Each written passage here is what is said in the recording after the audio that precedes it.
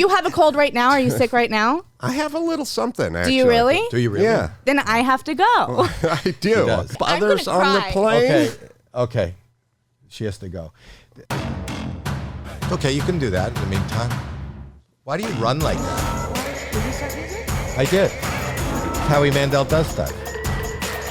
What's wrong? We're not ready. What do you mean you're not ready? I'm Howie Mandel, I'm Jacqueline Schultz, your daughter. and we have a guest, Adam Carolla. That's what I mean. We're not ready. He's not even in here. He's not I didn't here. have my. Where is he? Where's Adam? Adam Carolla. I don't think people appreciate that you do this. Why? That they walk into a rolling podcast, like something that's already going. Why do you think people don't appreciate it? And you know what? You can comment. You're watching this and listening to this. No, I think viewers appreciate it. I don't think the guests appreciate that you do that. Oops. The bellman will be here in just a couple of minutes to go. Kenny put that there. Kenny thought that we should have a bell to cue him when we want something done. Kenny, if this is the first podcast you're watching, Kenny is our new producer who produces all of our commercials, and Kenny's in charge of what's behind me. And Adam Carolla is here. There he is. I see him. I hear him. Yeah, look. Are you coming? He doesn't appreciate that you started. Does it bother you that we already started the podcast, yet you're not here yet? Not at all. Do you do that to your guest? I'm not your wife. Pardon me? No, there's no hard start. My daughter is saying to me that the fact that I start before the guest gets here is bad for, like, the guest doesn't enjoy that or feels... It's unorthodox. You can't hear him because he's not on mic, he's not even in the room, and he's texting. Who are you texting, Adam? Attorney Mark Garagos? The Mark Garagos that we know from... Well, Mark Garagos are you in a famous, I know that, wow. Are you in a lawsuit? He kind of is. No, he's just a friend. Oh, I thought, boy, your personal life is really getting complicated. He's on with Mark Garagos. See that? He knew that he was supposed to be here, yet he's doing his personal work at the same time. I know, because people don't appreciate, they want to be like ready. He wasn't ready yet, so he's standing outside because he wasn't ready yet, and we're left in here waiting for him to come in because you shouldn't have started until everyone said they were ready. I don't think anybody's complaining. I don't think... Maybe he's not complaining, but I think most guests... podcast? Not the listeners. Like, haven't other guests complained? Watchers? Nobody has ever complained. Yeah, you're the biggest complainer there is. Here he comes. I complain a lot. Ladies and gentlemen, Adam Carolla. When do we start? When do we start? We already started. What? You go on that side. That side. That's this side. Yeah. We already started, Adam. Oh, no. And you are terrific. Oh, thank you. It's so smooth. Silky. Silky smooth. Yes. He is. Adam Carolla is a... Let me tell you about your crack staff here, Howie. Okay. Are they on crack? I got here 2 minutes to noon, and I just stood out front. There wasn't anybody around. I was kind of walking around, making sure I was at the right building. You've been here before. Kenny is... I've been here one time in my life. And why did you ring the bell? I did, but I sort of went back when I wanted to check the address and stuff because I assumed someone would be floating around. Kenny said he would be out there to greet guests. He was not.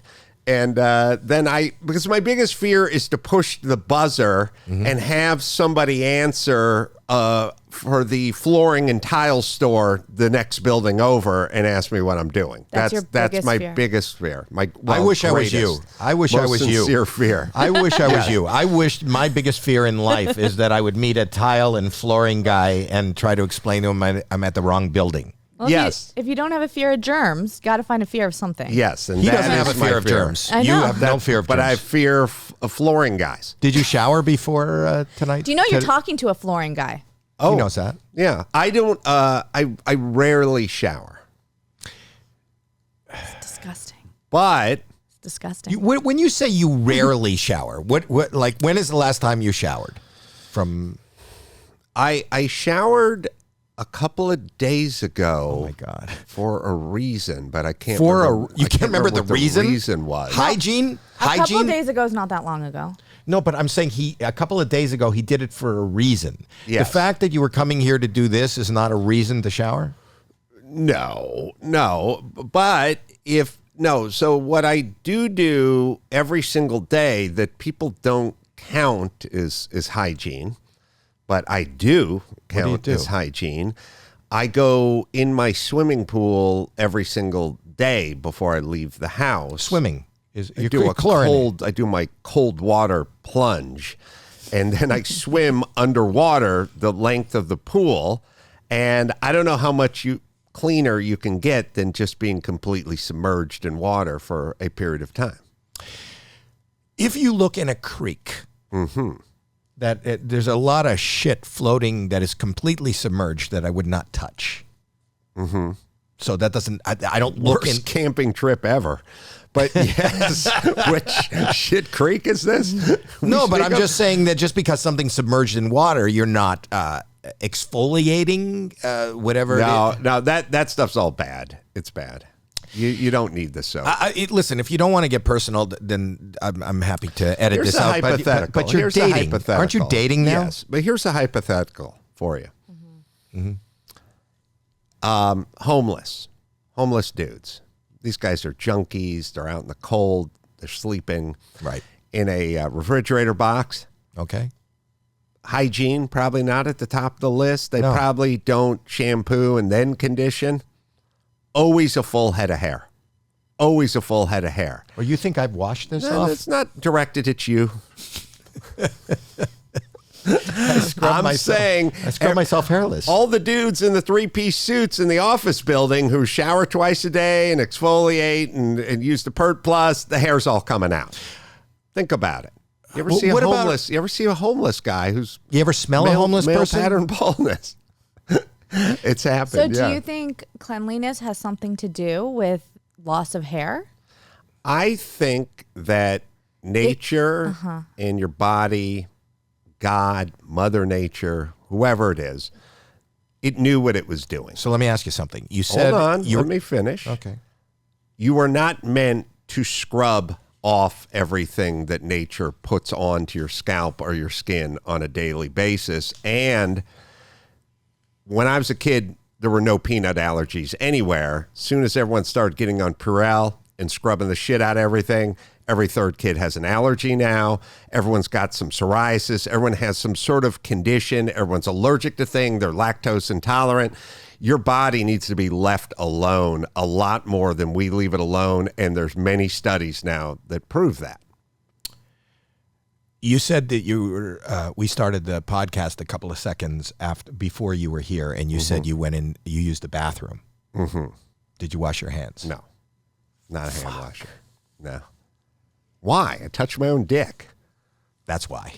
And then you touch the doorknob to get out. You guys, listen. I actually agree with you, though. You're not supposed to exfoliate and rub your skin because it's bad for it. And women now say that you're not supposed to wash your hair every day, too, because it helps your hair. So I'm not anti that. But washing hands, I firmly believe in washing hands. I don't. If you had taken a shit and wiped your ass, would you have washed your hands? Probably the one. You know what I mean? I don't. How do you wash one hand? One hand without washing the other. Oh, now you sound. Now you sound like Confucius. What is the sound of one hand wiping? No, I would. Yeah, I would wash my hands. Yeah. Oh, no, if I'm at home alone, probably not. Not a hand washer. Never washed hands. I don't use soap. I don't use shampoo. You don't have soap? I probably own some soap, but I don't. I'm not a daily soap person. I go in a swimming pool. You have a girlfriend. I go underwater in the swimming pool. Not after you shit. And then I'm completely you dive in the pool clean. After you shit. After you wipe your ass, you'll go dive in the pool. I'll try to time it so it's not pool then shit. I like to go shit then pool. So will you not even wipe if you poop and you just go straight in the shower and let the crumbs like fall on the floor? Oh, come on. This is the most disgusting. I just pooped just now. Yeah. No, you didn't. Yeah. In here. Not going anywhere. But can I ask you yeah, something? I will do that move, but I don't take showers per se. I mean, I take showers on occasion. Oh, yeah. We covered that. Is what I'm saying. Yeah. For a reason that he can't remember. I don't think you're any cleaner getting out of the shower than I am getting out of my pool, because the shower, you stand over a oftentimes water-saving, low-volume shower head. I'm completely underwater in the deep end for the length of the pool. I don't even want to go in your pool. Your pool Yeah. is probably the most disgusting. It's You take a disgusting. shit, don't wipe yourself, and then dive in. Why is and the by pool way, murky? The pool water's very clean. I think it's a salt water system. Oh, it's I not you even don't chlorinated. even have chlorine. Not even chlorine. I don't As think you- so. I get out of the pool, I dry off with a towel, I get dressed. You and I wash come the here. towel. Do you take the? Does the towel go in the laundry? Rarely. You're as rarely. clean- you're as It's clean air as a dry. dolphin. Yeah, as clean as a dolphin. I air dry the towel. Well, how can the towel be dirty? I just got out of the pool. Air dry. What do I got on me? Yeah, I hang it out. I air dry it. If anyone's around, I'll wear some shorts in the pool, and then I air dry the shorts, and then the shorts are clean. Everything's clean. You don't need all the soap, all the rubbing and the scrubbing. You're single now, basically, right? What, is this why? Is this why you're single now? Listen. Did you argue about this when you were People- married with No. the children? Do your children bathe? I don't know. I think my daughter does quite a bit. My son mostly takes after me in that department. It's not good for you to bathe as much as we bathe. It's not good to wipe everything down with, antibacterial everything. And it's not I'm just good talking to about use wiping Purell. your ass and washing your hands. Oh, yeah, that's fine. But the more stuff you can expose yourself to, the better your immune system is. Did you get COVID? I don't know. We talked about this last I know. time. So we Yeah, won't I go there. may have, I may not have. Like, I honestly don't know. Didn't do anything to me. I did nothing to prevent myself from getting COVID. So I let me never ask you washed this. my hands. I never didn't go in a crowded place. I never wore a mask. I did no preventative methods. I'm surprised that you know this about him, and you've invited him back. To Because come I back. love him. I know. I love him, Well, and I've we been- work together. But I didn't know how. The one of the first times we socialized was in Hawaii on that boat, and Yes, your the friends catamaran. and your friends said we were sharing with me, like because you asked where the bathroom was, and they go, "You really going to let Adam?" Because he could piss in the sink. It's possible. He doesn't wash his hands. Why wouldn't you just piss in the ocean? Oh, if we I were would. on a boat. Yeah, I would. I wouldn't make a special It seems trip. like he doesn't go anywhere to do whatever it is. He took a shower a couple of days ago, but he doesn't remember the reason. Yeah. I've never heard anybody say that. But being in the dating pool now, is this a discussion that you've had with your significant other? I think there's such a thing as a sex shower that I would definitely participate in. What is a sex shower? It's the shower you take before sex. Oh, not after. Not after. I think before, because you're thinking more of your partner. But Because if he's considerate. I'm considerate. Like you said, he's a nice person. The other thing, you don't put her in the shower to kind of wipe her She's down? probably cleaner. Is she? everyone is cleaner, evidently. But listen, everyone makes fun of me. Everyone makes fun of me. I get it. Okay. Ask me how many days of work I've missed or how many days I've been sick in the last 20 years. The answer is 0. I'm never sick. Ask me if I have psoriasis. Ask me if I'm allergic to anything. Ask me if I have any issues that involve any of the stuff that everyone says is going to happen to me if I don't constantly scrub myself. And the answer is fucking nothing. I don't have anything. Did your I'm the parents only bathe? person I know who has nothing. I don't have acid reflux. I've never taken a Tums or Mylanta. I'm on no prescription, anything. I don't have anything. And this is all because you're a filthy pig. Yes, because I grew up and I exposed myself to many, many elements. Look, okay, you don't believe me. Here's the deal. Amish kids don't have hay fever. Amish kids aren't allergic to peanuts. Amish kids that play outside, roll around, have indoor-outdoor animals don't have what kids that live in Manhattan have with like indoor animals. Even having a dog that goes in and out of the house and then comes in and sleeps on the kid's bed, those kids have much less allergies and food-related stuff. You build up your immune system. That's how life works. Or you keep them in their apartment in Manhattan and you cover them with Purell and they're allergic to everything. That's what's going on. It's not good for you to wipe everything down. You must expose yourself. Okay. Your immune system's a system that needs to be challenged, just like you need to work out with weights. You don't work out with a feather duster. You have to have some resistance. Like it has to have something to push against, something to fight off. So I feel like I'm exercising my immune system just by spending time in the same room as you. There was a study in 60 Minutes. They did a story years ago, 10 years plus. It was like Anderson Cooper, and he's talking to some doctor who invented a elixir, so to speak, or a food. It's called Plumpy Nut. Plumpy Nut. Yeah, it's a little Mylar package. It's peanuts, powdered sugar, and like water or something in this thing, or powdered milk, peanuts, and sugar. Just ground up and put in one of these little Mylar sacks you kind of suck off of, right? And it cured famine in many of these impoverished African villages. And they're interviewing the guy, and Anderson Cooper says, but what about peanut allergies? What about the kids with the peanut allergies? And he just went, come on. They got problems here. No one's allergic to shit. They roll around in the dirt all day.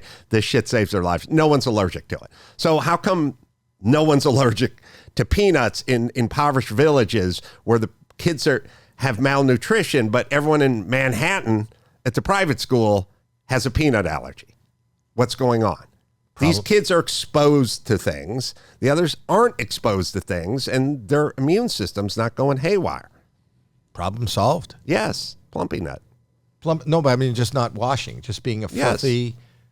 Not washing. Do you like it if your girlfriend smells? Does that bother you? Yeah, I'm not into people smelling.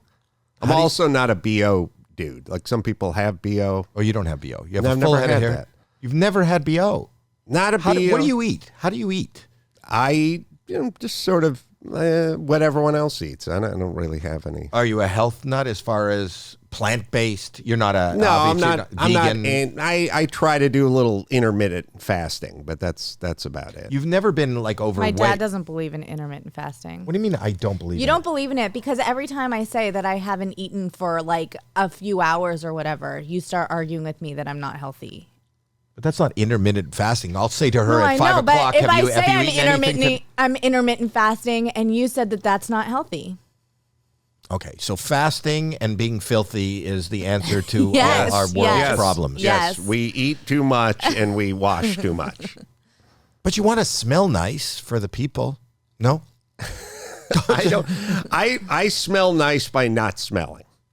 Is this a discussion you've had in your personal life, like with somebody you're dating?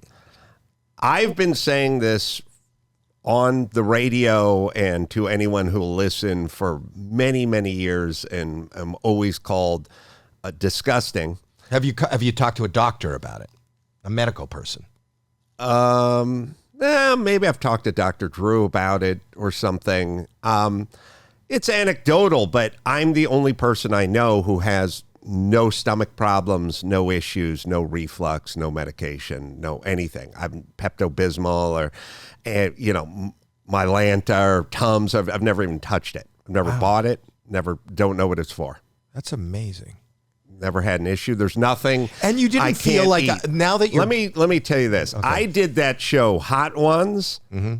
I ate the 400 million, ghost pepper thing at the end, whatever on the Scoville scale. I ate every single one of them, downed it, left, and someone said to me, good luck tonight on the toilet or whatever it was. And 4 minutes after I finished that show, if you asked me what I had done, I'd say, I have no idea. Like, I feel no different.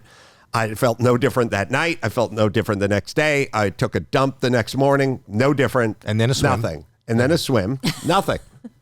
I'm really one of the only persons I know who can eat anything. I'm not disagreeable. There's no food that disagrees. And you think me. that a big part of that is attributed to your lifestyle? Your parents, do you have siblings? Yeah, I have a sister. Is she like you? Is she? She grew up in the sort of filth like I grew up in. Was that something that your parents they didn't make you take a bubble bath and bath every night with their kids? No, I didn't. We didn't even have a shower in my house. It was so old. Well, you had a bath. At a tub. So yeah. the kids, as babies, as little kids, you didn't have to take a bath? Your mom didn't give you a bath? Probably got one as a infant, but later on, no, I was never. I'd go ride my bike all day, be covered with sweat, and just go to bed all the time. And your sister too. I didn't really keep track of her hygiene. It was kind of every man for themselves. What does your mother smell like? Now, a rotting corpse. Kenny, this is the lighting for a commercial. I know if you're just listening to this on audio, this is Kenny is redesigning our. Kenny, it feels dark. Anyway, Kenny, work on it. Maybe you can just brighten it. Anyway, this is amazing. You know how you'll see like an ad for something and it says, try for 30 days free. And people will click on that and they'll try something for 30 days free. And then after 30 days, you forget.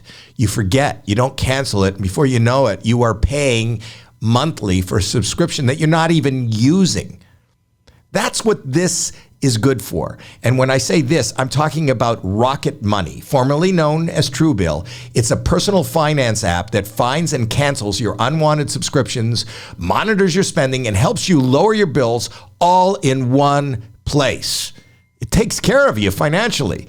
So stop throwing your money away. Cancel unwanted subscriptions and manage your expenses the easy way by going to rocketmoney.com/Howie. That's rocketmoney.com/Howie.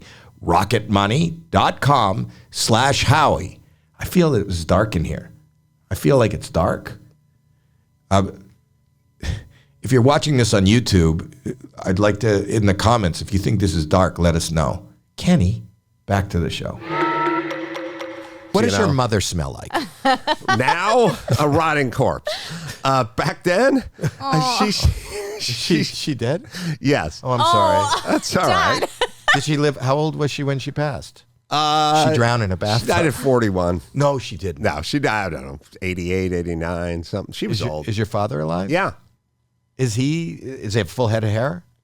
Pretty much. Does he shower? Not sure. Okay. That's really don't this know. This is not the line regimen. of questioning I'm sure that you usually get.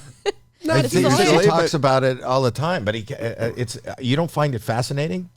Not as fascinating as you. Well, it's just a different. Our culture is such that pop culture is such that we sell each other scents and cleaning and creams. No, but I think people are starting to catch on that it's like just for profit and not necessarily because we need all that stuff. So you're on Adam's side? Not to that extent, but a little bit. A lot of it is sort of Madison Avenue, and a lot of it is moving product, and a lot of the commercials show like the mom slathering the moisturizer on the infant, and they're rubbing and they're going, it's sort of if you're a good mom. And by the way, it's super effective because if you tell people I don't use shampoo, they go, oh my God, disgusting. So it kind of works because people don't want to be called disgusting, but they're moving billions of dollars of this product and we probably don't need a quarter of we don't need any of it, honestly. Well, first off, what the fuck did people do for all the years before they had shampoo and conditioner and exfoliating things and stuff like that? They went to a river and they dunked themselves. And they came out. Yeah, that's how life works. Right, but we don't live like that now. So a lot of it, listen, for me, it's my own personal neurosis. I'm probably wrong, and I'm probably in my own mind. Everyone has that, though. Many people have that neurosis when it comes to hygiene. Well, about feeling clean and feeling like you don't smell, but the comfort zone that I do have is I've been married for 43 years to the same person, so I feel like if I was in your position, I would be even more crazy. When you started dating, come on, you had to be more cognizant of this is the way of the world, even though I don't believe in it. No? Yeah, no. Nobody wants to offend anybody with their odor, especially new dating situations. I go to the deep end of a very large swimming pool and swim underwater. And then you had the to pre-sex other end. thing. And then I get out, and then I dry myself off with a towel, and now I'm officially clean because I've been submerged in a large body of water. You said to her. Yes, I say to anyone who'll listen. You have a girlfriend now, though. Yes. How many dates before you took a shower? Because it would be the pre-sex shower, right? Yeah. Well, you have to take the pre-sex shower. That I'm on board with.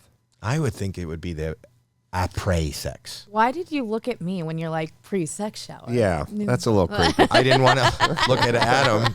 I don't know. I'm just uncomfortable with the whole conversation. I'm uncomfortable with the whole situation. It's on so many different levels. I've never thought. You know how many you're times making sense. You know how many times someone has said to me, like, I was in my swimming pool this morning. Oh, thank God. It was raining outside, and it's 47 degrees where I live. I just stood there naked in the rain, got in the pool, got out. Every woman I've ever met would go, "Oh my God, you're going to get sick." You don't get sick. It's called a cold, but you don't get sick because it's cold outside. I'm doing the opposite of getting sick. I'm exposing my immune system to something that will activate it. And that's why I don't get sick. That's not actually considered a cold plunge. Isn't the cold plunge where you sit and you work on your breathing technique in like ice cold water? I'm here to tell you, if you have a swimming pool in La Cañada in the foothills and you don't heat it, that is a cold plunge. That is a cold plunge. I have a cold tank too, but I don't use it during the winter because the pool is freezing. So during the summer, what is the temperature of the water in your pool? It's in the probably low 40s or something like that. Probably mid low 40s. And you just jump in, you just plunge in underwater, and I swim to the deep end, and then I go underwater back. And how long? How many? And that's it. That's it. Once and back. Once and back. And so you've taken care of your immune system, because the cold plunge, I've heard, and we've talked about that on your show. People espouse that is something that we should do. Yeah. We stayed in a place that had one. I did it. It's kind of painful. It is. But you do it every day? Yeah. Every single day. Your body gets used to it, though. Like, I think it's painful for people when they're just first starting, and then you get used to it, right? Like, it's not. Yeah, I mean, it's always unpleasant, I would say. It's always unpleasant. It doesn't feel good. It was raining and 47 degrees, and I was just standing naked in front of my pool today. Yeah, neighbors can't see. Not comfortable. Right? You don't. I haven't heard anything, but there's steam coming out of your mouth while you're waiting in the pool. You guys already talked about it on his show. I don't know the science behind the cold plunge. I just know that that's like a new fad thing that people are doing, and it's supposed to be good to shock the system and for your health and everything. What is it about it? I don't know the biology of it. Oh, you just heard it's good, and you do, or. I've been doing it for probably 8 years or something, maybe more. Wow. I've done it for a long time. So you're ahead of the curve. Yeah, I'm definitely not the Johnny come lately with the cold plunge. I've been doing it for many years. Wow. Who would think we'd be having a health talk with Adam Carolla? I'm not exceedingly healthy. I just realized from what you're saying, you are.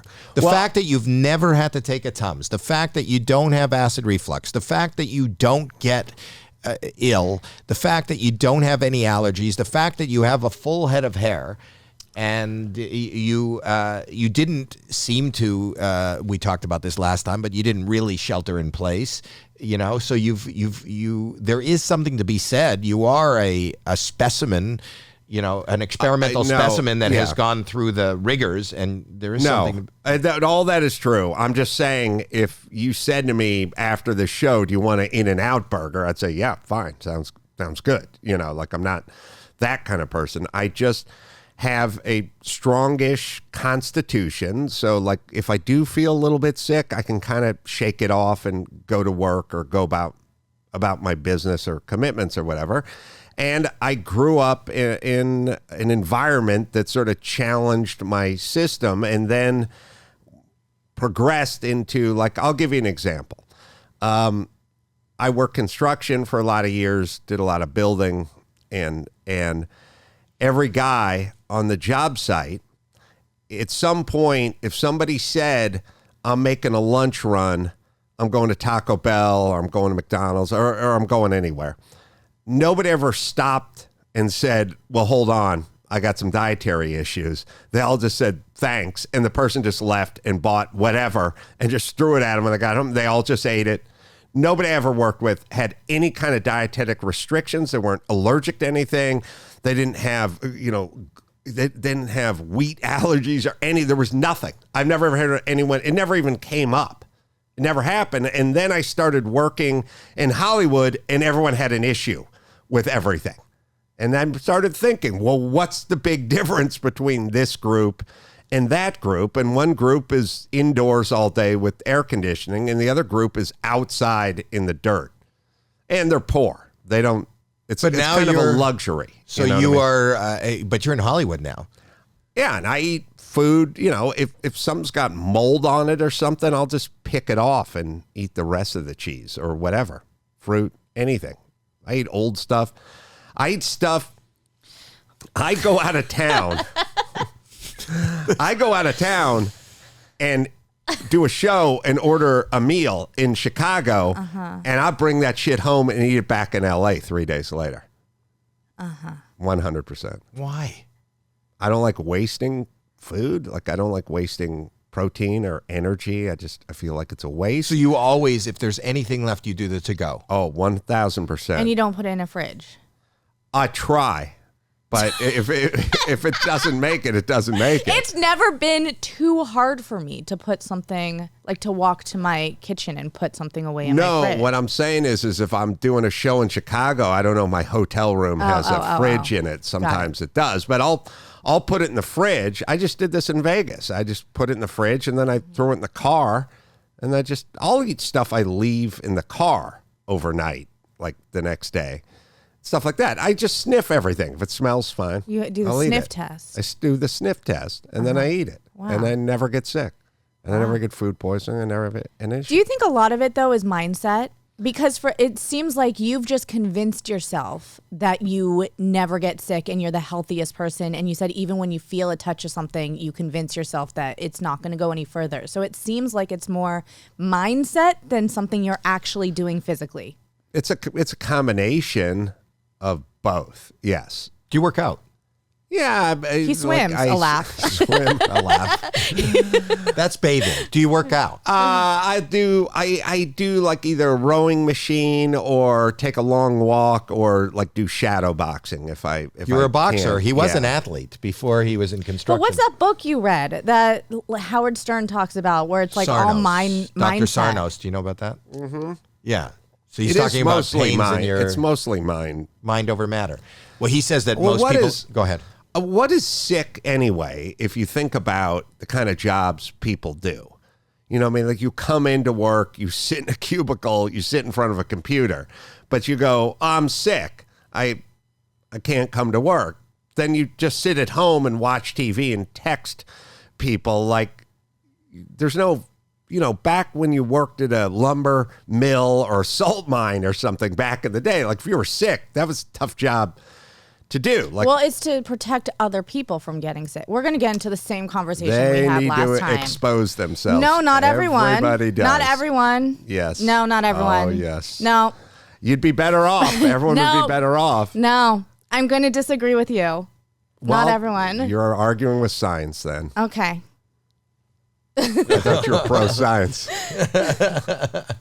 I'm going to stop. But I'm going to stop. But I disagree. I firmly disagree. Last time I was in here, you told me that about COVID, and you were wrong about everything. Okay. Go ahead. I wasn't wrong about everything. What were you right about? We have a differing opinion. So that doesn't mean that I was wrong. What were you right about? Natural immunity, masks being effective, distancing, social distancing. Well, I do think masks schools are and businesses. Where No, What I did think you get masks right? are effective for protecting someone against even a common. I'm not even talking about COVID now. All right. And we're going to get back into the same conversation. I don't want to have the same episode over and over again. But I feel like it's to look out for other people. If you don't mind getting sick and your immune system's great and you can handle it, then that's fine. But if it's about taking care of others, then it sounds good, but it doesn't work. I mean, why? Why doesn't it? Do you have a cold right now? Are you sick right now? I have a little something, actually. Do you really? Do you really? Yeah, Then I have to go. I do. does. Okay, then I It's- have to go. It's Go. does if you mask Can I- up can in I say- between bites, does You can that say, help "I'm others gonna on the cry." plane? Okay. She has to go. I'll tell you why. You can say why. I don't care. I'm not sick, but I did blow my nose before I came in here. No. But And I'm not mad. she's not mad. She's just upset. I'll tell you, Okay. her son is not well, and All her right. son has zero immune system, and her son is in isolation in a hospital. Well, that's so certainly she can't. But she can't it even get context. it. Well, that's my point is, and you didn't do anything wrong, but she's saying that depending on what the issue is, it does. A mask does protect him. She can't be around somebody who's sick.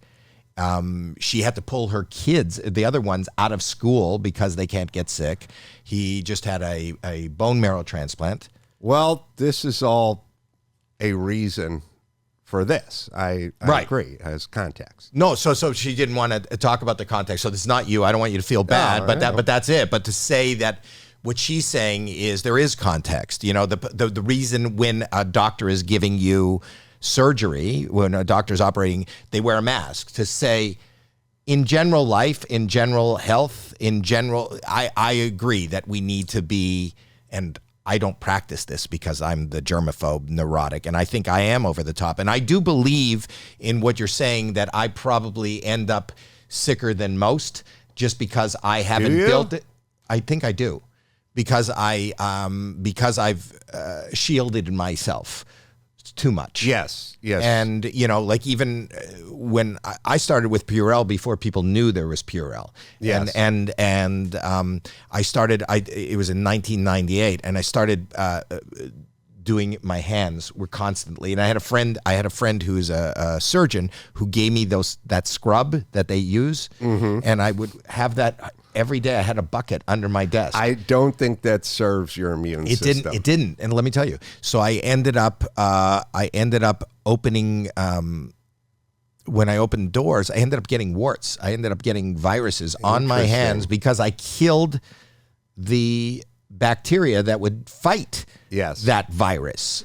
Yes. What I'm saying is when you scrub stuff off, you scrub off good stuff too. Right. That's kind of the problem with all the scrubbing. Right. And it's sort of stuff your body does naturally because Mother Nature knows what it's doing, is what I'm saying. Right. So I kind of trust Mother Nature more than I trust Lever or Dove or whoever the but companies there are, that are selling this not stuff. not to bring up what we talked about last time, but there are specific situations that are outside of the norm where, and that's what we talked about, and I didn't disagree with you. Like even when it came to COVID, there are people who are immune compromised, who have other things, who need to stay away from it. The average healthy person probably was okay. The average healthy, 99.9% of the people that got it were average healthy people who survived it and did well. It was just a bad cold, if anything. Yeah. So we're in that. But No, I agree. My point is we can't shut down society for that compromised person. That person, we have to figure out how to work around that person, but that doesn't mean shut the beaches. no, I agree. I agree. That's was always my argument. The other argument is masking up in between bites on an airplane is zero Made science. no sense. 0 cents. Made does no sense. nothing. But with Same Jackie, as she's not dealing wearing a mask. her reality, which is a really tough time right now. Yeah, so she's I'm sympathetic to that. and she's not, and she said she's not mad. She Yeah. just when we bring it up, it's just a really tough time for her. What was I going to say? Kenny, are you rolling on the commercial again? This is the lighting.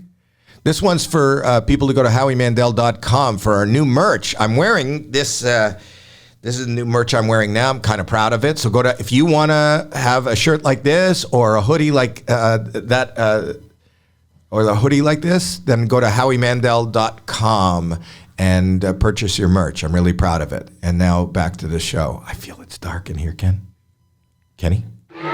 You have, but I do love this about you. I love when I listen to you and watch you on stage and when I listen to your podcast, there's kind of like you have this, and I don't think that you get the credit that is due you as far as the ability to be able to rant. I love your rants. And Thank you. I think that your rants are so well presented, whereas we know in this business, it's really hard to write, and there are people that write those rants and do it. But I'm fascinated by you on stage being able to, whether it's this, whether it's any, what has got you right now that you would rant about? Is there something that's going on in the moment? I tend to focus on things that don't make sense and then drill down on those things. And I'm also sort of an efficiency nut. I like to be efficient, and things that are not efficient bother me. And so one of the things we're doing on my podcast, March Madness, where I just complain about stuff that makes me mad. But like, one of the things that will drive me nuts is, for instance, left turn arrows. They turn red and the signal's green and the arrow's red and there's no cars coming the other direction. Why can't I turn left? Right. And we have them all over the city. I drive through them. You do? Oh, yeah, every time. You ever gotten a ticket for that? Never. In well over a decade, all day, every day. No cop wants to pull you over. You don't bathe. Sometimes I will drive around 2 lengths of cars on a double left and go all the way around them and turn left in front of them. You'll never get a ticket for turning left on a red arrow. Why? Because cops don't agree with it? No. They don't care. They'll give you a ticket for anything. Here's how cops work. Cops don't come to you. You come to them. That's how they write tickets. Cops who write moving violations sit at the bottom of a long hill. They don't sit at the beginning of an uphill because everyone goes slow. And then as you go down the backside of the hill, you start to coast and you just build up momentum and you go 20 miles an hour faster than you were going up the front side of the hill. Right. And guess where the cop is? He's tucked away in the corner at the bottom of the hill. Cops go to places where they know they can write tickets, 4-way stop signs. There's a 4-way stop sign by my warehouse. Everybody who works for me has gotten 2 tickets at that 4-way stop sign because they're like fishermen. They go where the fish are. So isn't a red arrow a good pond? Nobody drives through them but me. What's the difference between driving through And by the way, if you don't want a ticket driving through a red turn arrow, look in your rearview mirror.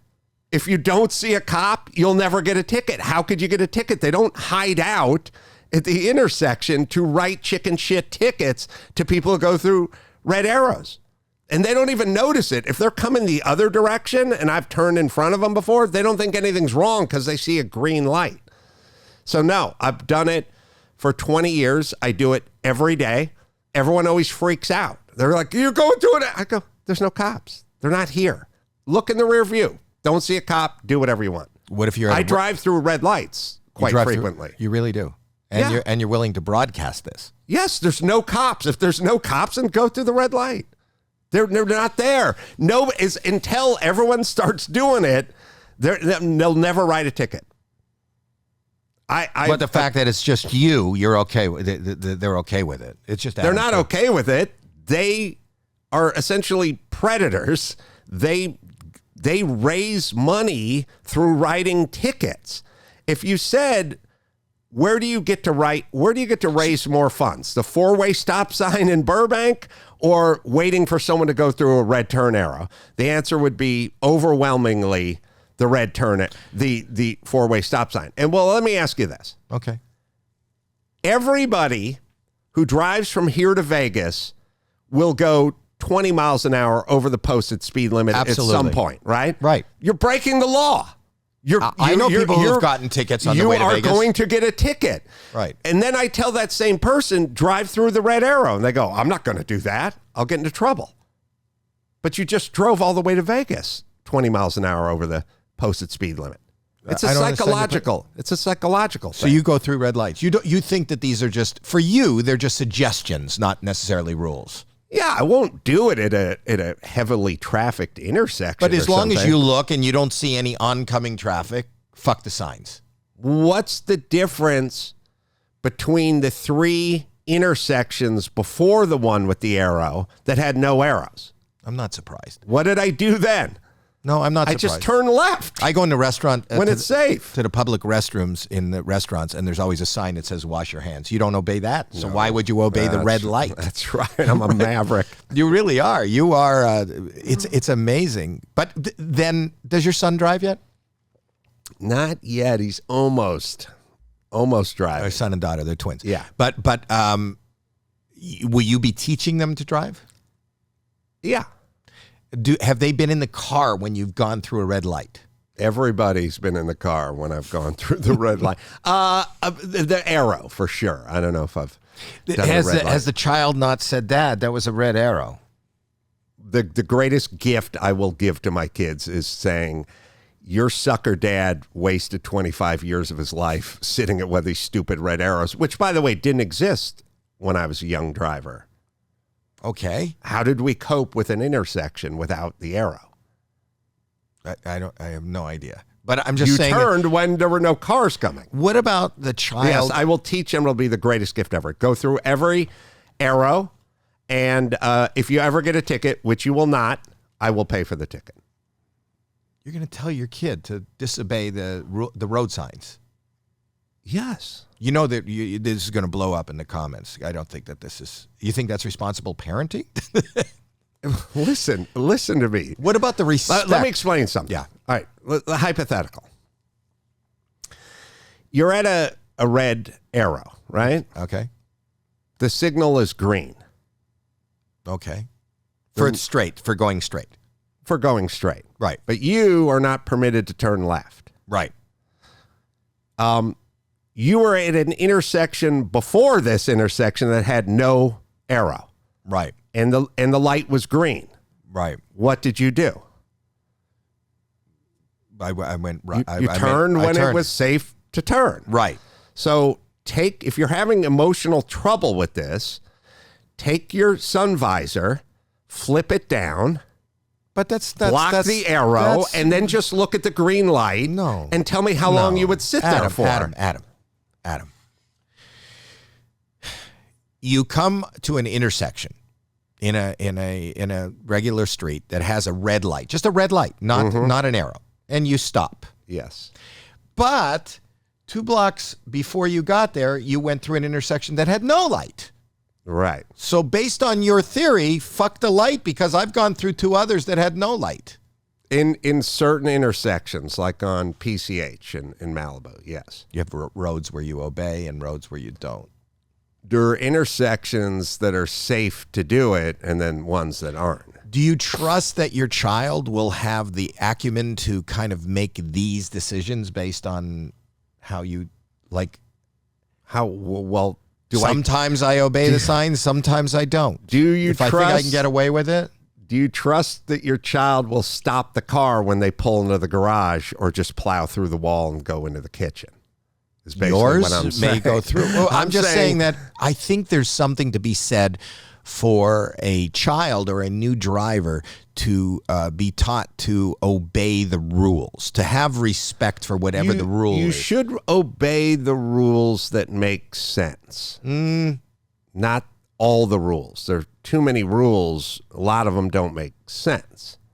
I mean, I'll tell you where I stumbled onto this. I used to do Loveline in Culver City. Right.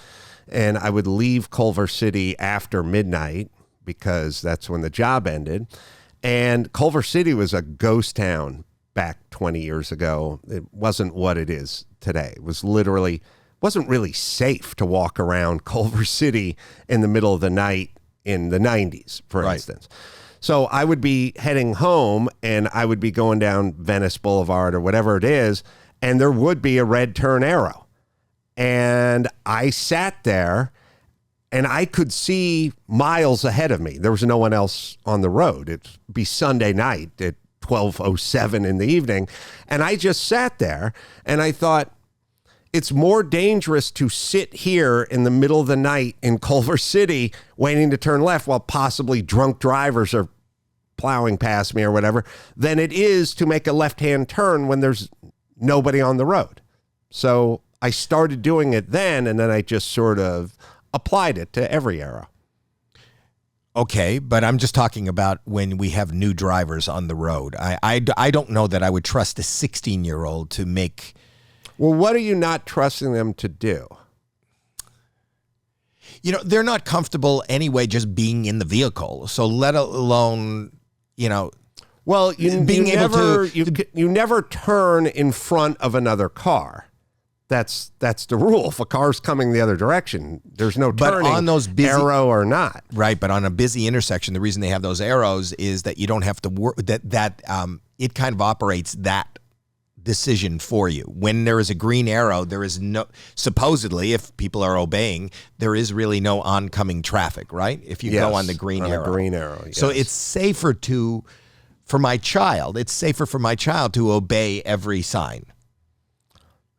Well, yeah, it is. Yeah. So that I'd be afraid if my child saw me disobeying, even though I have the experience and the skill to make some of these decisions and get home safely. I don't know what my child would do with this information watching me do that. Yeah, but it's a very basic piece of driving. You only do what you did in the intersection that didn't have an arrow. You talk about basic driving. I'm amazed every time I pass an accident where somebody got rear-ended. You know, it's a basic piece of driving that if the car in front of you stops, you should stop too. No, I agree. Accidents are caused for many different reasons, but it's not always the reason we think it is what I'm saying. But a lot of times it's just stupid.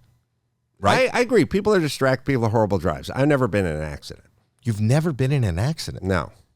You've never taken Tums? You've never touched another car with my car. In Los Angeles, driving for 40 years. Wow. Never. Ever? Nobody's hit you? I have hypervigilance, so I see people that could hit me and avoid them for the most part. That's amazing. Certain things. You're like a superhero, Adam. Really. You don't bathe. You don't get hit by cars. You have no allergies. Oh, people don't realize how many accidents where they go, I was just sitting there minding my business and this guy sideswiped me or whatever. Many of those are avoidable if you're kind of profiling people around you. Wow. But I don't drive in a safe manner. I just, as you know. You're going through red lights. Yes, I just sort of have my head on a swivel. Your insurance must be incredibly cheap. Right? I think it must be. I've never filed a claim. At your age, 40 years of driving, you've never had an accident. Do you get tickets? No, I don't get tickets because I know where the cops are. They're not at the red arrows. They're at the bottom of the grapevine where the citizens are going too fast. They're on Forest Lawn Drive, where it's a long straightaway, but it's still 35 miles an hour, but soccer moms feel safe at 45.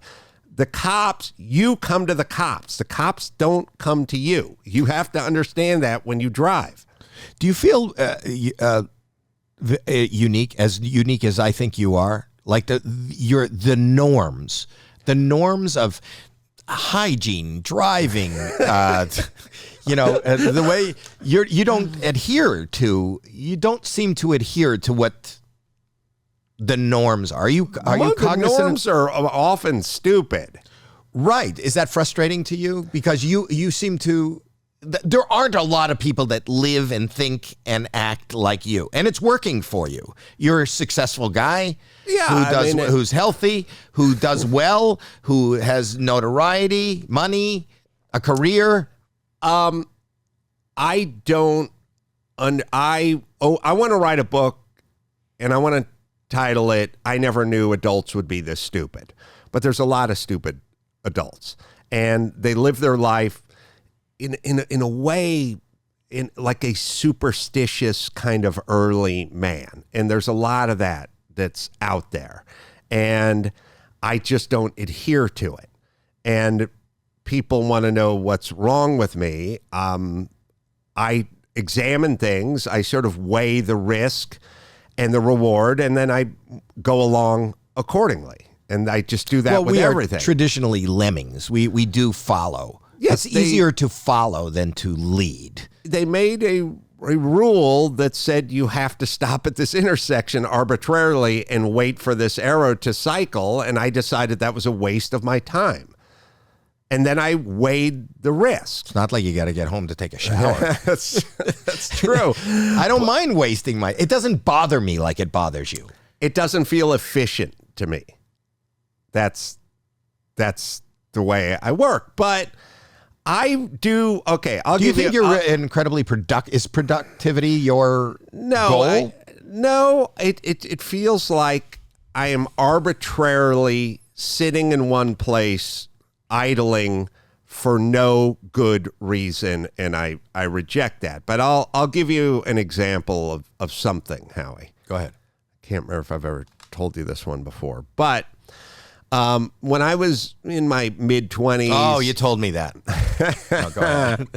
And there was the botched circumcision, and I was sitting... I was going to move to Hollywood in with my girlfriend in a bad part of Franklin in a crappy apartment where I was going to park on the street. Okay. And I didn't have any money. The only thing I had of worth in my possession was a Datsun pickup truck, a Nissan pickup truck. And I was a carpenter, so I relied pretty heavily on my truck. That's all I had of value. The truck was probably worth a couple of grand, 1984 standard bed bench seat, whatever. It was a little four-banger, nothing, but it was all I had. Right. And the truck happened to have a nice digital Sony stereo in it. And I knew that stereo wouldn't last 10 minutes parked out on the street in Hollywood in the 80s. Everyone broke into everyone's car and tore out everyone's stereo. Right. I didn't have money for insurance. I was uninsured, and I didn't have theft protection on the car, no insurance, and certainly no insurance on the stereo. So I thought, how am I going to leave this thing parked out in the street in Hollywood in these days without getting my truck stolen? People used to steal trucks, mini trucks, all the time in Los Angeles, and the stereo would be stolen as well. So I thought, why do people steal stereos? Who steals stereos? Why? Are they like music? Yeah, like and to resell them, to resell them, to make money. To the stereo? And the answer is no. To resell them. And isn't stealing a stereo like pretty desperate? Like you got to bust a window at 2 a.m. You got to reach in with a screwdriver and you have to tear it out from a dash, right? Like right. It's a kind of desperate act. So I was like, sounds a lot easier than waking up at 8 and going to an office and sitting for 12 hours. I said, these are drug addicts, and these people are desperate, and they take your $200 Sony stereo and they sell it for $40, right? And they get drugs, right? So knowing that, what can I do? Leave drugs in the front seat? I wish I knew you back then. Drugs cost money. I didn't have the money. Okay. I took my Sony stereo, I put a little piece of tape over the digital readout, and I spray painted it brown with a can of spray paint. Did it work that way? It functioned fine. It was just brown. Sort of. So it would brown. look ugly? So they couldn't see it? I don't understand what you did. How can you sell a stereo that's been painted brown? How can you fence it? Who's going to take that stereo? What are you going to get for that stereo?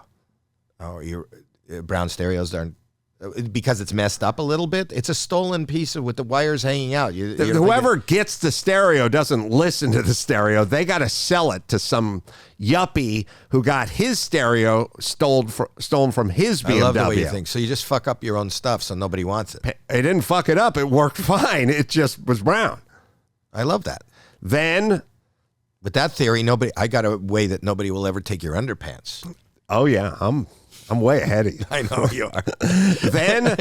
then I took a wire that was on the bottom of the car for the fuel pump in the rear.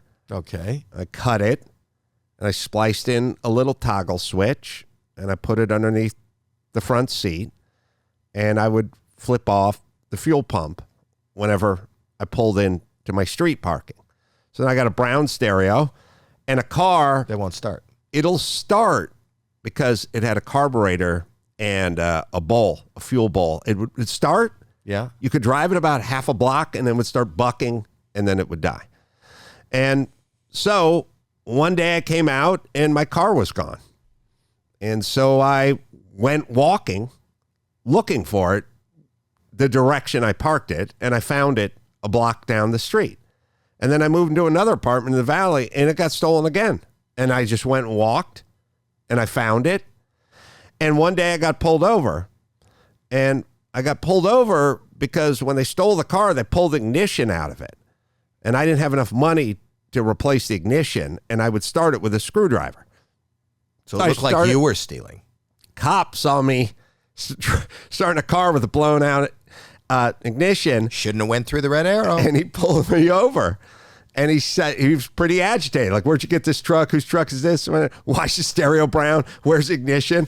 I said, well, let me explain what I did.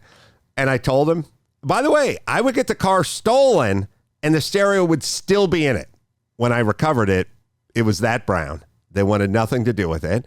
And why didn't you just paint the whole truck brown? It probably was. I said to the cop, here's what I did. Paint my stereo, and then they stole the truck, but I got a fuel cutoff switch here, and I started with a screwdriver. And he just looked at me and went, oh, you're a genius.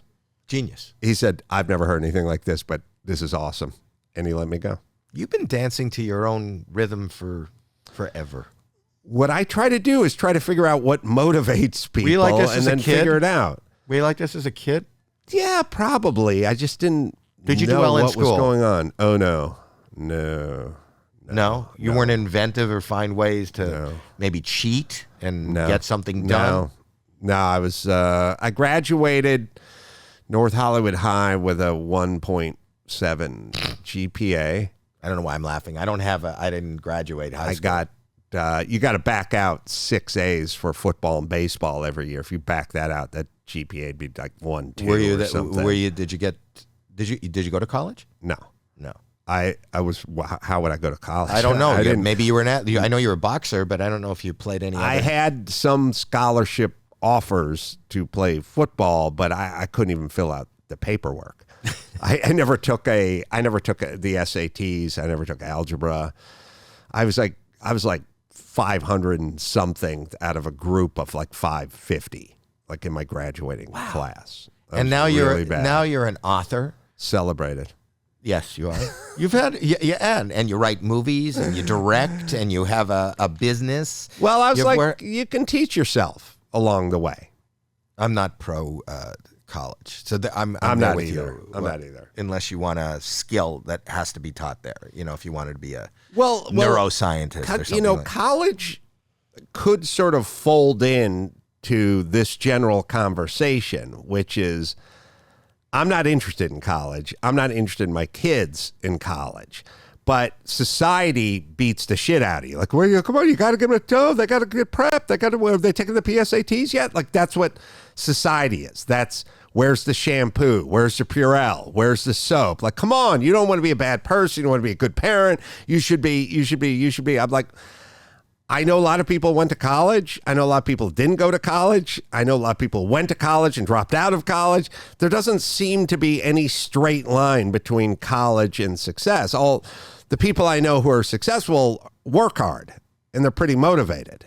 But they also don't teach, even before college, life skills that we do need. Like you've been very successful in buying and renovating and selling real estate. I think the average person doesn't know how to, you hear people who are college educated asking their accountant, what can I afford? What should I buy? They don't understand mortgages. They don't understand what. Yeah, I wish there was a more pragmatic approach to education in general, like high school and college. Things you can use in everyday life. Yeah, that had an application. But how did you learn real estate? Where did you learn that?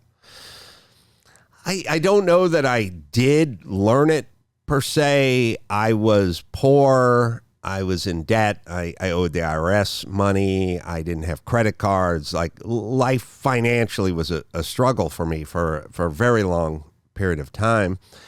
And I did build people's houses, though. I did go into their houses and remod houses, and I was on job sites all the time. So I knew kind of residential, a little bit of commercial work, but I did residential stuff. So I'd been in a lot of houses. What's your skill set? Are you a carpenter? Yeah. I built cabinets. I worked at a custom closet place. I worked at a Euro cabinet place. I did rough stuff, earthquake rehab, like foundation. I did a fair bit of commercial, like what you have here. Right. Too. It's all the same stuff. You just use metal studs instead of wood studs pretty much, and, drop in T-bar ceilings and stuff, as they say. But I learned everything. I did everything, and I did it for a long period of time.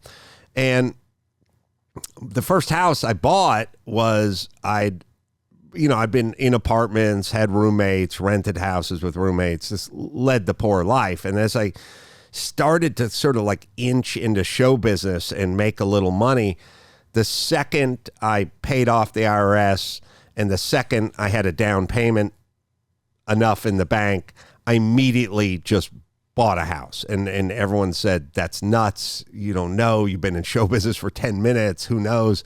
Topsy-turvy. And I just said, I'm going for it as fast as I can. And I remember somebody saying to me, like, you only looked at like 2 houses. Like, why so fast? You should slow down. The thing about real estate is everyone tells everyone to slow it down. Slow down, give it some time. And then 5 years goes by and they didn't do anything, Right. So I remember saying to the person, I've been in houses my whole life. I lived in crappy houses. I rented houses. I went nice houses and rebuilt them. I built custom houses. That's all I've done is been in houses. If I see a house, I know it, and I bought it. And it was under the Hollywood sign in Hollywood Land, French Normandy, 1923, 350 grand.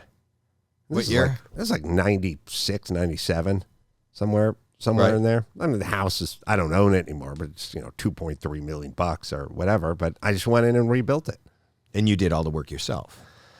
Yeah, but basically, I mean, I would have guys, crew guys. But the help fact me that do you some had of this stuff. skill set, you probably did it for a fraction of what I could get it done for. It was 1923 and coming undone when I got it, and I gutted it. And yeah, I had the skill set. I have the skill set. That's amazing. But that's what I'm saying. People don't learn, but it's like you've taught yourself your life path, which has worked for you. Is that hard for you, though? I mean, without getting too personal, you seem so set in your ways and doing things. You were married for a long time, but I would imagine you point out, just because of this is a problem even for me and my wife, because as a comedian, and I don't think I was a comedian first, I'm a human being first, but I have the one of my traits or quirks is to point out the inane or the silliness or whatever, and then and I've turned that into, I say, everything I was ever punished for, expelled for, gotten in trouble for is what I get paid for today. Right. Do you find getting along with people is... Well, you got expelled for anal sex? Yeah. Well, it's because we didn't have the pre-sex shower. Which was you should have mandatory. done the pool, the cold dunk. Yeah. Yes. But the question was what? I forget. No, I'm saying I'm like getting. same. I drive everyone nuts because I point out shit and it doesn't Well, bother that was you were them. married for a long time, Yes. but I'm saying like these, you have even more than me, though I point all that shit out. You have a path, a very unique, original path that works for you and probably works for a lot of other people that are not what would be considered the norm. The norm doesn't make it great, but going through the red lights, bathing less than most. So what you're talking about? I'd say, probably, do you find relationships tough? I think they find them tough. I don't find them tough. No, I think I will tell you what I'm up against, or what I deal with is something I was thinking about, and it kind of reminded me, we're talking about going on the catamaran in Hawaii. That trip with the same people that were on the catamaran. We were eating brunch, I don't know, the next day at the resort. And I don't know why, but leaf blowers came up. And everyone was talking about how it drives them nuts. They're walking their dog and the guy's blowing the cloud out in the street, or they're trying to take a nap and the neighbors, the leaf blowers wailing away or whatever. Which have been outlawed in Southern California, right? Exactamundo. So I said to the table of about 8 or 9 people, it's illegal in California. It has been. It goes back to like 98. Right. They outlawed leaf blowers, and rightfully so. Like, I'm not a big government guy, but these things put out more pollution than 10 full-size Ford trucks do in a year, because they're 2-stroke motors and they don't have catalytic converters or anything, and I won't bore you with the details, but they put out tons. And then there's the particulates. You're just spraying around rat feces and Roundup weed killer and weaponizing it, and then you got to walk your dog through the toxic cloud. This is horrible. So I said to the table, there is a law. They're outlawed, but no one enforces the law. And they looked at me and they said, it's illegal to use a leaf blower because there's 10 guys on my street going at it all day. And I said, yeah, it's illegal in California. They said, well, why don't they enforce the law? It's the gas-powered ones that are illegal. Yeah. The electric ones are not illegal. Well, this is a few years ago. They barely even had electric ones. But so then the table looked at me and they said, why don't they enforce the law? And I said, everyone who's using a leaf blower is poor and brown, and LA's progressive, and they don't like the optics of coming down on the poor brown person with the leaf blower. And then everyone at the table looked at me and was like, well, that's some racist shit, And I said, that's what I know. I read an article in the LA Times about it. It's like, you're saying they don't, Mexicans this or that, or they can't. And I said, look, this is what's happening. This is my answer. And the whole fucking table turned on me, and they're all, I don't know, jockeying for position to see who could call me the bigger racist. And I just sat there and said, you can talk all you want. I can be the least popular person at this table, and everyone can become a racist. And this happens to be true. And I'm not walking away from it. This is what it is. I'm presenting information. I'm sorry if in your feeble mind that makes me something, but I'm willing to have you think that and not compromise what it is that I know. It's the same thing. The cops won't crack down on unbathed people making lefts at a red arrow. That's right. It's the same. With impunity. It is. Yeah. So my general posture is as long as I've vetted my thoughts and I'm correct, then I will say them. And vetting your thoughts. It's not a popularity contest. But, the truth is, it kind of is. I think that's what makes you popular. That's what makes you unique. I think that's why you are successful, because you do vet your original interesting thoughts, whether people agree with it or don't. It is always, I find it, if nothing else, it's incredibly entertaining, Yeah, I did. I wasn't at the table in Maui. Like, I wasn't trying to be provocative or entertain. You don't have to try. Like you're always. Here's what's happening. Because most of us will just believe. and just follow. And even if we do think something that might be perceived as unpopular, most people will not expound on that or will not say it. Yes, that is true. And I think that the value that you have is the fact that you do speak your mind. You do speak very eloquently on even matters that other people may not agree on. But I don't think that's why I consider you a friend. That's why I ask you to continue to come back. That's why I always, whenever you ask me. I make your daughter cry every time I come here. No, you didn't make her cry. You're the worst dad in the world. I am. She'll be fine. She's going through a really tough time right now, and you're not responsible for that. And as she said, she's not mad. I listen, there's I appreciate your wiring for this kind of situation, and I'm wired the same way. Yeah, I think we do have a lot in common, and I do think way more than people would think. I think, well, especially in our hygiene. There's where we split apart. But otherwise, I think you're a great guy. I enjoy you. I laugh at you. I learn from you, and I can't thank you enough for coming. Is there anything you want to plug? Are you doing live dates? Yeah, you can go to adamcarolla.com, and I'm going to go to adamcarolla.com, and you can listen to the podcast. And I love the podcast wherever you get podcasts. And I'll be somewhere live near somebody who's listening. What a great plug. And that's basically the end of this episode. Thank you, Adam. And go to howiemandel.com if you want any of the merch or you want to learn about where I'm going live. And I'm starting to get back into stand-up. Good. I've been fired up and I want to go. So come see me live. Come buy Howie Mandel Does Stuff merch and go see Adam wherever. Boom.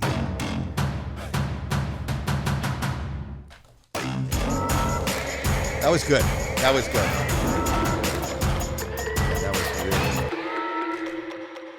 That was a good one.